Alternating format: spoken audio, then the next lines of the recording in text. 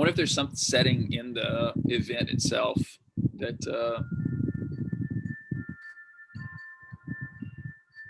that has to be, toggled on to allow connecting the video or something. I don't know. It's a good question. I mean, it appears in like a box and says, do you want to connect this to your event? And it's just like two choices, not now or yes. And so I click yes, but then the box pops up again. Sounds weird. I don't know, man. We need somebody who's like taking care of our technology for us. Social media manager. Mm-hmm. I did a podcast recently. I gave him your name, by the way. A guy named Dan Barker does a podcast called Leading Others to Christ. Just kind of talks to people about like why they are evangelistic and why they care about that. That's cool. Anyway, neat guy. I really liked him. But he has a guy like in his congregation that is good with that. So he like does it all and then backs out and like lets Dan do his thing. But Nice. it's pretty cool. So it looks like actually that the video is in the event. Good. I gave him your name, by the way. A guy named Dan Barker does a.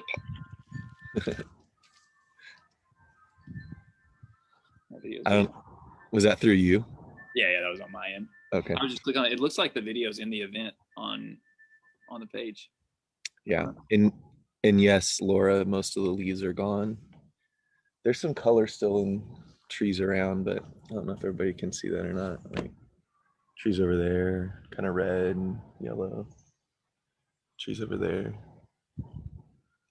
It's gonna be fun to see how long you ride out doing it outside. And I'm gonna be sitting here when it's snowing. Like I'm gonna be wearing a cap. I'll have to do one from out here unless my computer freezes up. All right, there's folks here. We might as well get started. Thanks for joining us. We're going to be in Matthew chapter 5 again. Well, this should be our last time talking about verses 1 through 16. We figured that we would take a little bit of time on the Beatitudes because they're so rich and there's a lot going on in them. Just to remind everybody, though, the Gospel of Matthew, Matthew's really focused on Jesus' kingship, the fact that he is the Messiah, the promised one, and that the kingdom of heaven is at hand, and that what he began to proclaim in the world was good news about that heaven had come to earth and men could leave their kingdoms, at least in their hearts, and belong to the kingdom that he brought. But here, what we're seeing in this sermon so far, in the Sermon on the Mount, Matthew 5 through 7, is the kingdom of heaven belongs to certain kinds of people with certain attitudes, certain demeanors, certain behaviors. And these particular things are going to make their life blessed, joyful, content, because God's going to help those folks. And I think that's what we've been looking at together here.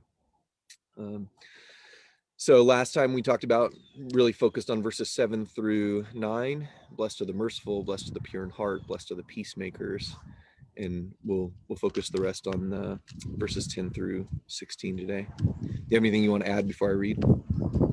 That's great. I actually really like the way you worded that. Just the kingdom belongs to, I think it was the way you said it, and I forget, like that's a good way to say it, that when we read the Beatitudes, or at least when I do, I focus more a lot of times on like the responsibilities and duties, but seeing this passage as this is a promise, it's a bunch of statements of honor if we're willing to be the kind of people that can have it. That's exciting and encouraging. Yeah. It's kind of like anybody who might be a leader would start by saying like, hey, here's who my constituency is. Like, here are the people that are going to understand and support and participate in what I'm trying to do. And so, yeah, there obviously responsibilities are wrapped up in it, but anyway. All right, let's read verses 1 through 16. When Jesus saw the crowds, he went up on the mountain, and after he sat down, his disciples came to him. He opened his mouth and began to teach them, saying, Blessed are the poor in spirit, for theirs is the kingdom of heaven. Blessed are those who mourn, for they shall be comforted. Blessed are the gentle, for they shall inherit the earth. Blessed are those who hunger and thirst for righteousness, for they shall be satisfied. Blessed are the merciful, for they shall receive mercy. Blessed are the pure in heart, for they shall see God. Blessed are the peacemakers, for they shall be called sons of God. Blessed are those who have been persecuted for the sake of righteousness, for theirs is the kingdom of heaven. Blessed are you when people insult you and persecute you and falsely say all kinds of evil against you because of me. Rejoice and be glad, for your reward in heaven is great. For in the same way they persecuted the prophets who were before you. You are the salt of the earth, but if the salt has become tasteless, how can it be made salty again? It is no longer good for anything except to be thrown out and trampled underfoot by men. You are the light of the world. A city set on a hill cannot be hidden, nor does anyone light a lamp and put it under a basket, but on the lampstand, and it gives light to all who are in the house. Let your light shine before men in such a way that they may see your good works and glorify your Father who is in heaven. I think verses 10 through 12 are shocking in two ways. One, or I think they would have been shocking the first time we heard it. One, it'd be shocking because you read verses 1 through 9 and you're like, this sounds like it'd be a hard way to live, but I don't know how anybody could not like these people. They're merciful. They try to make peace. They're lowly, humble, poor in spirit kind of people. But then Jesus apparently says those kinds of people are going to be persecuted. How is that even possible? So that's one shocking thing. And the other shocking thing is Jesus says you're blessed whenever you're persecuted. Actually, you should, not only are you blessed in some sort of like, okay, I guess it's good, but you should rejoice and be glad when you get persecuted. Like verses 10 through 12 are just really jolting and I think hard to, even for those of us who've read this a few times and are familiar with it and even understand it in our minds, living it out and embracing it in our hearts is a pretty hard thing to do, I think, with verses 10 through 12. Yeah, I completely agree. Maybe that's why he repeats it. Actually, it's the only one of the Beatitudes that he kind of doubles down on. And he does that a few times in the sermon where he says something in a stretch of words that I think are obviously going to be like the most challenging or like, wait, did you really just say that? So he'll repeat himself and say, yeah, I really just said that. And here's why. Yeah. I mean, do you want to explore it all? Like, why would people that have the characteristics of, 3 through 9, why would they be persecuted? Why would they be a target? How would you answer that? Yeah. I mean, this is rewinding the clock big time, but a lot of the stuff in First Peter, whenever you go back and look at the kind of character that Peter instructs Christians to have, it's all in the context of you're going to get made fun of, you're going to get excluded, you're going to have people falsely say things about you, evil things. And I think part of it is whenever you live a really exemplary life, whenever you live a really good, godly life, people are going to try to bring you down because they're not living that way. Yeah. And that's at least part of it. Of course, part of it may also be he compares them to the prophets. And I think whenever you pair this with the next sermon in Matthew chapter 10, part of the assumption is, hey, as you're going out making peace, you're going to be saying things people don't like. You're going to be exhorting people to make changes that they may not want to make. Yeah. But even if you set that to the side, the preaching piece of it to the side, just having a really godly character is going to make people think you're strange. They're going to feel judged. They're going to feel exposed for their own problems. Yeah. And I don't like that when somebody else is better than me and they make me feel bad about myself. So I'm going to have the temptation to tear them down. Yeah. Jesus' way of saying that was men love darkness rather than light. And so don't be surprised if light came into the world and they hated me. Don't be surprised if you're trying to live the light that I give you, that people are going to be uncomfortable about that, try to bring you down. Man, I think we're living in a culture where that's maybe more prevalent than ever, in my opinion. You'll have some person who's a good person who's trying to like make the world a better place. I mean, I'm not watching it close, but some of this stuff with the Supreme Court nomination and, they're asking questions of this woman. Really, the only thing that's being attacked is like her womanhood and her motherhood and like her goodness, because something about it makes people uncomfortable, I suppose. But Christians shouldn't expect to not have that happen. Yeah, I think so. And I don't know what you think of this. One thing that's a little bit strange to me and interesting, and I may be, you may say, I don't know, this is a real thing, so you shoot it down because I'm not sure, but I was looking at it earlier. I don't know if I've ever really thought too much about the verb tense of, he says, blessed are those who have been persecuted. So he doesn't say those who are. Every other one of these, blessed are the peacemaker, are the meek, are all these things. But he says those who have been persecuted. for theirs is the kingdom of heaven. Mhm. And then he says, blessed are you when people do this to you. Yep. And then he says, you'll be like the prophets. Then he I wonder, and I don't know, this may be dumb, but I wonder if verse 10 is actually Jesus saying, hey, there's a group of people that the kingdom of heaven has belonged to who have done these things. Jeremiah, Elijah, and Elisha, and all those people of old. You guys already know this is how it works. If you're going to live a really godly life, people are going to hate, even the godly people, so-called, they're going to hate you for it. They're going to try to tear you down. But you know that Jeremiah was precious in God's sight. You know that, you know, all these people were great, and the kingdom belongs to them. And you can do that too if you'll follow in their footsteps of living a righteous, godly life in spite of the rejection. Yeah, very good. So Laura pointed out the NIV, I guess, in verse 10 says are persecuted, but Okay. but that'll I typically trust the New American Standard a little bit when it comes to tenses like this, because they try to be pretty careful about that. And I am struck by the fact that he does kind of say it twice and then connect us to the prophets. You know, the Old Testament's an interesting story because in some ways it's the tale of two thrones, you know, like the best of times and the worst of times. But when Israel finally got a king and God said, like, you're not going to want having an earthly king. And they're like, yeah, we want to be like them. God essentially ruled Israel not through the kings, but through the prophets. There was sort of like this kingdom of heaven that was going on among Israel that was not coming from the physical leadership in Jerusalem. It was coming from these strange folks that lived in the wilderness or in the caves that spoke the things of God. So when he would say something like, blessed are those who have been persecuted, like, go look, the kingdom of heaven was theirs. I was ruling through them. And blessed are you when you are, because that puts you in league with them. Yeah. So I think that's a good thought. I also like the end of verse 12, the command to rejoice and be glad. Mm-hmm. Because I don't know how everybody else is. I was actually talking to a friend of mine yesterday about this, and he was talking about how some really good things were happening. He's like, you know, man, I always have a hard time with joy because I'm always waiting for something bad to happen. I should just be happy. Like, he was starting to backtrack on all these good things. He's like, I know, I'm trying to work on that. And I was like, I know, man, I can be the same way, where you get excited about something that's happening and you want to rejoice in it, but then you're almost bracing for impact. But I think this is really helpful because Jesus teaches us how to really be joyful. He says, rejoice and be glad, not because of what is happening or how things are going in your life, or how people respond to you. Rejoice and be glad, for your reward in heaven is great. And I don't think that just means, hey, out in the future, things are going to be good, so rejoice and be glad. I think what he means is, yours is the kingdom of heaven. You will be comforted. God has given you stuff, and he'll continue to moving forward for the rest of your life because of what you have in God. It doesn't matter what's going on, because of what you have in the kingdom. That's what fuels our joy. And it's interesting, the very next thing he talks about is being salt and light.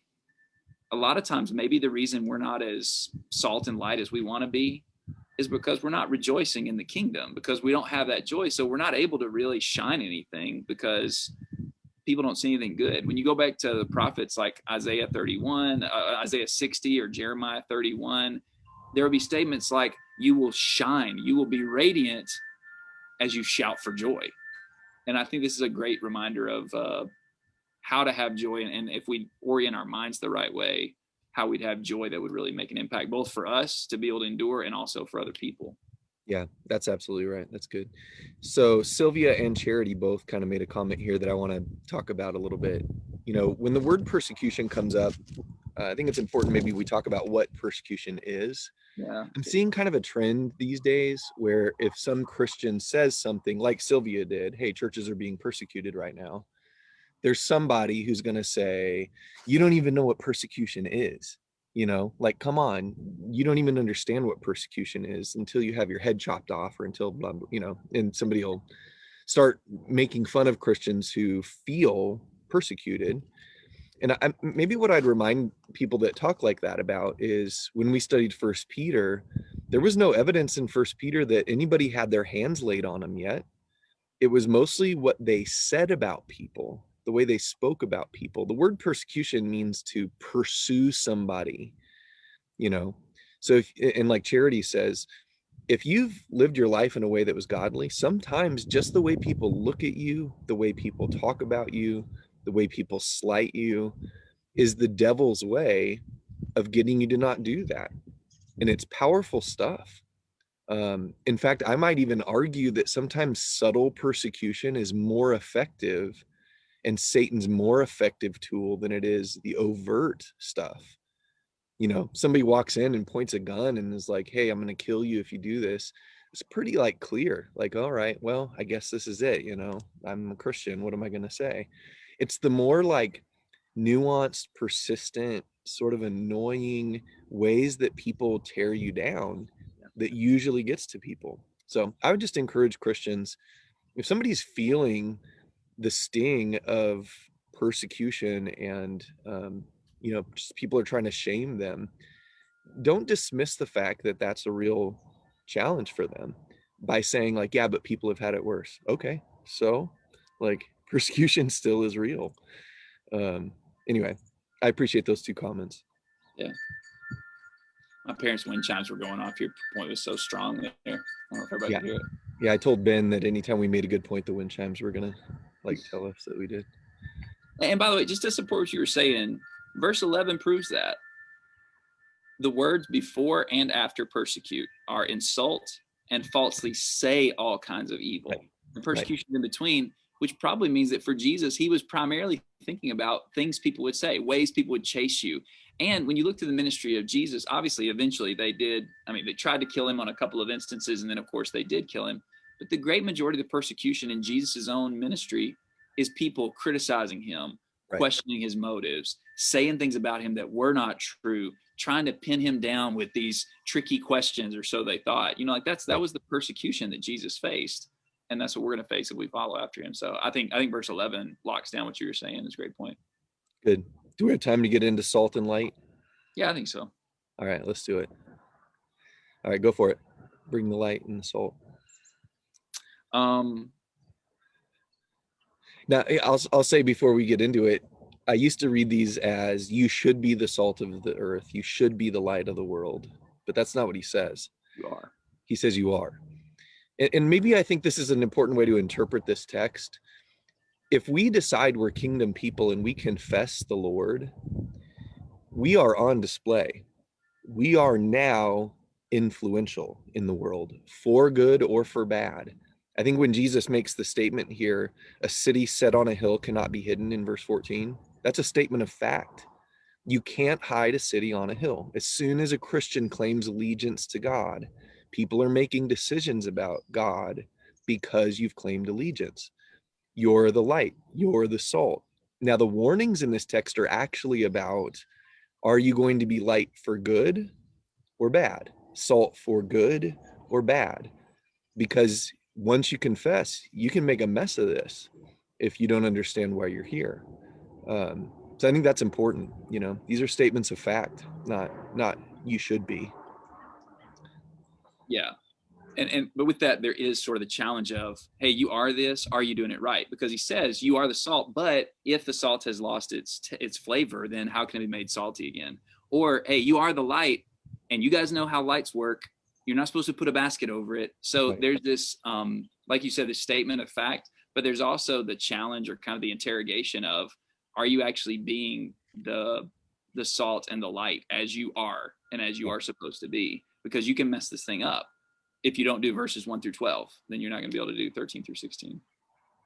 I've heard people say a lot of things about the salt thing. I think my favorite way of thinking about the salt, and I think there's other ways of thinking about it, is that salt is a preservation or an enhancement. Like at least at that time, with no refrigeration, they'd use salt to cure things and store things and preserve things. They would use it as medicine to preserve, your body and to heal and things like that.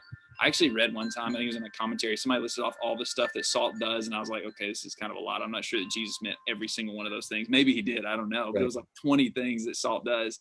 Salt is really versatile and really useful in preserving life. And I think that's a good general way of thinking about it. There's probably more to it than that, but that's the idea. The stuff we do, it's not just for us.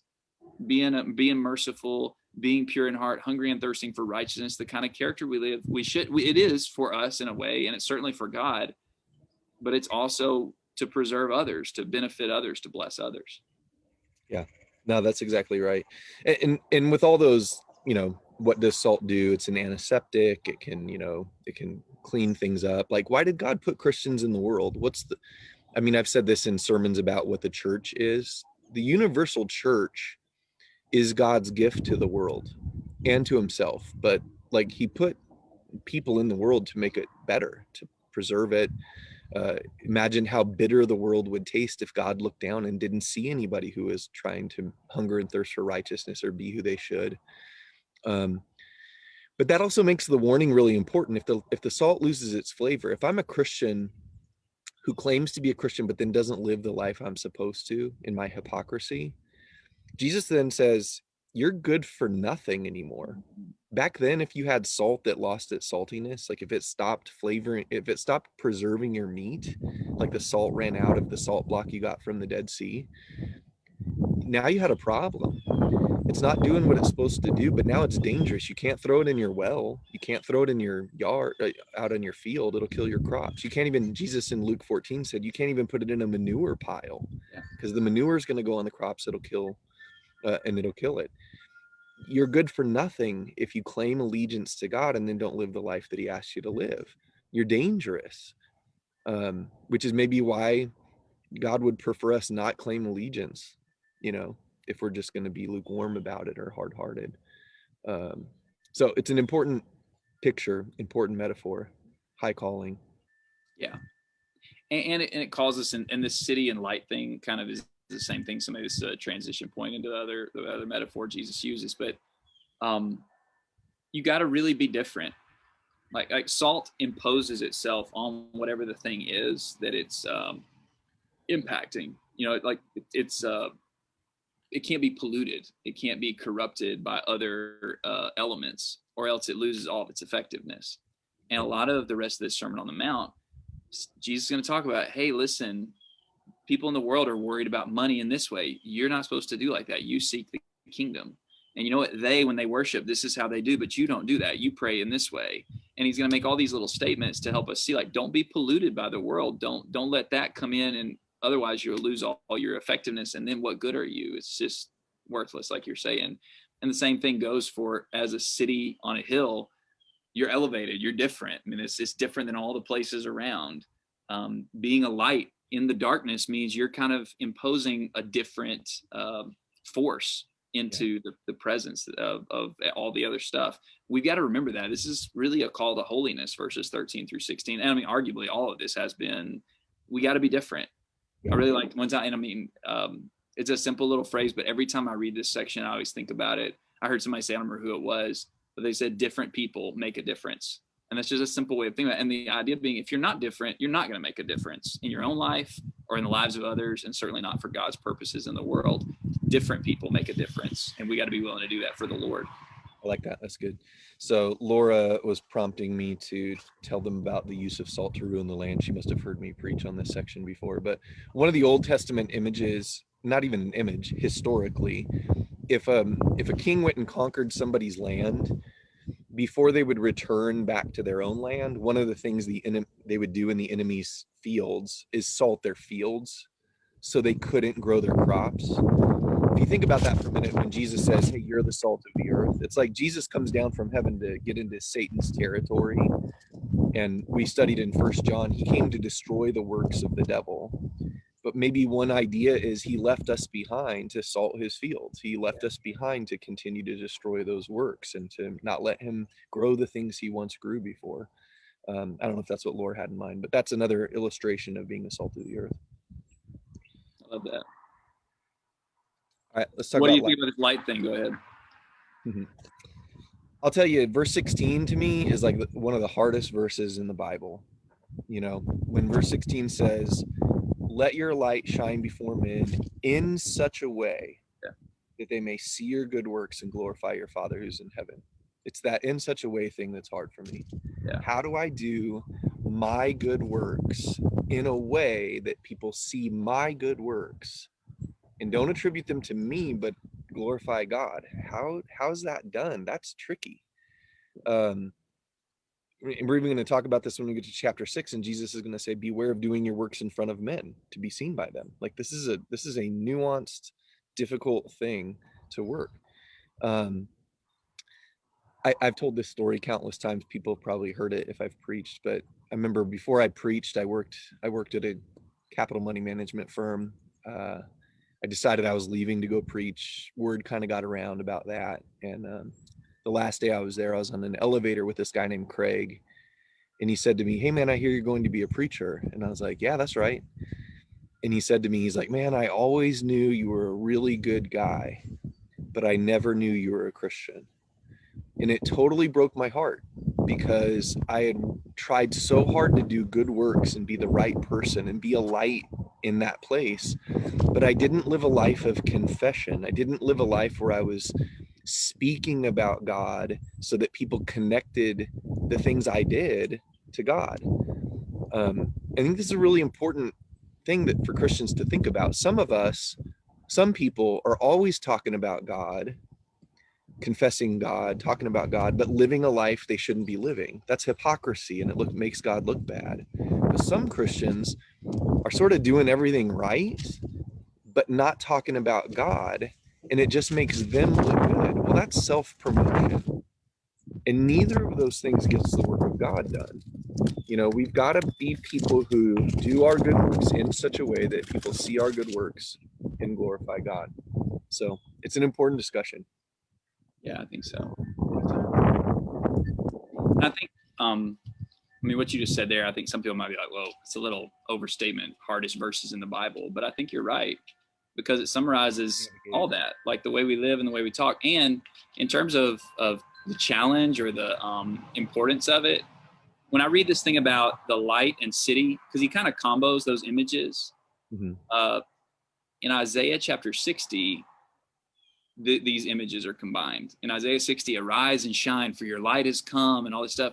And then he talks about a city set on a hill, and like people are coming out of the darkness and being drawn to your light. And it kind of ties back to the beginning of Isaiah, like the mountain of the house of the Lord that's established and all this stuff. Well, that's right on the heels of the description of Jesus coming down to go to war against Satan and against all the darkness. So I think it's good what you're saying there to elevate the importance of verse 16, because this is a war every day. One, to actually do good deeds that God wants us to do, being obedient to God. And two, that other piece that you were just highlighting, doing them in such a way and speaking and highlighting God in our lives rather than promoting ourselves. That's a war every day that we're fighting, or that we need to be fighting. That we are fighting. I mean, that's what this passage is about. And we got to get out there and do it. Yeah, very good. I think when I think of light here, I think in our modern terms, some spotlight or a light on the ceiling or something like that. Those of us that know anything about the ancient world, I've actually got a little oil lamp in my office they date it to like the 1st century, around the time of Jesus. When Jesus makes this point about like nobody puts a basket over the lamp, they put it on a lampstand and it gives light to all who are in the house. The reality is those lamps didn't burn very bright. It gave them just enough light at night to kind of see around. It wasn't in your face, it wasn't blinding, but it was enough to sort of have an influence in the room. You know what I mean? And you kind of had to put it in the right place in the house so that it would sort of cover everything the right way. We Christians ought not think that we're going into the world with, a giant spotlight and we're going to illuminate everything. It's just in our corner, in our place. Like we do these things that the Beatitudes describe, and God gets work done, Because people get drawn to it. People that are in the darkness that are looking for something better, they see meekness, they see righteousness, they see humility, they see peacemaking, and it draws them out of the darkness. And then whenever they get there, it's our job, maybe part of bringing them there is to tell them, here's where the light comes from. Here's, like back in Matthew chapter 4, that prophecy about the light that had come, the light that dawned. Jesus, in that little corner in Galilee, he brought the light of God. And if we'll follow in his example, then we can do the same thing. Yeah, that's great. All right, we're out of time. It's been a half an hour. We appreciate everybody being with us. We will continue. So next week I am out of town for the first half of the week, I think. So I'm actually waiting on COVID test to come back for my son, and then I'll decide if I'm traveling next week. TBD. Everybody watch the events to see what we're doing next week, basically. Yeah. We'll let everybody know, but we'll get back to this as soon as we can. So thanks everybody for being here. We appreciate it. Guys.